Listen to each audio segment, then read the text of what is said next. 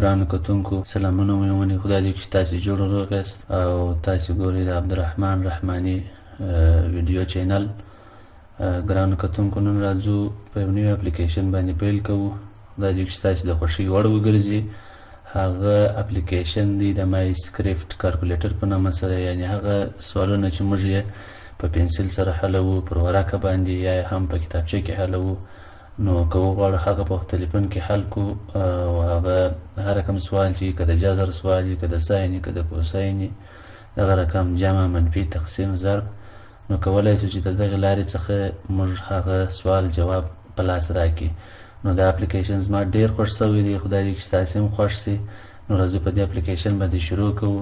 راځو د اول ځل دپاره پلی سټور ته داخلیږم. پلی سټور ته داخل شوم. په پلی سټور کې زه دلته ورکوم چې مای سکرپټ یعنې MY ګورې دا دې ما مخکې انسټال کړی دی. تاسې به دا نوشته کړئ مای سکرپټ کالکولیټر. کله چې زه دا ووهم نو هغه کالکولیټر چې ما مخکې نه انسټال کړی دی تاسې به انسټال کړئ او بیا به اوپن کړئ. کله چې زه دا اوپن کړم نو دا ماته خلاصیږي د مای سکرپټ کالکولیټر. ښه وګورئ دوستانو، دا کالکولیټر دا دی خلاص و. په دې کې تاسې کولی شئ چې هر رقم سوال او هر رقم د تقسیم سوال یا د ضرب سوال هغه په دې کښې تاسې اجرا کړئ.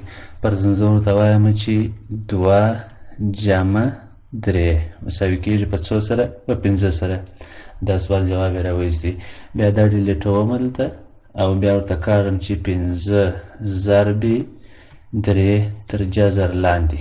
د دې جذر څو دی؟ دی وایي چې 5 ضرب 3 تر جذر لاندې 3.802 او داسې نور هم عددونه لري. بیا ورته وایم چې 15 تقسیم 4. دی به ماته د دې سوال جواب راکوي چې 3.15 ورسیږي. که 15 افغانۍ را وخت پر 4 برخو یې تقسیم کړو یا پر 4 نفرو 3.15 افغانۍ ورسیږي. دغه رقم کولی شو چې په اصطلاح ولیکو چې ساین د 0 مساوي کېږي په څو سره؟ نو دی راته وایي چې ساین د 0 په 0 سره دی ضرب 2 تر جذر د لاندې. دا مساوي کېږي په 3.133 سره. صحیح؟ خدای دې وکړي چې دغه اپلیکیشن ستاسې خوښ شوی وي. ستاسې د توجه څخه یو جهان مننه. که تاسې ټرای کړئ، د سره ډاونلوډ یې کړئ، ویې ګورئ، رزلټ یې وګورئ او زما چینل هم سبسکرایب کړئ او بیل آیکن ووهئ او د لایک تڼۍ هم کښېکاږئ.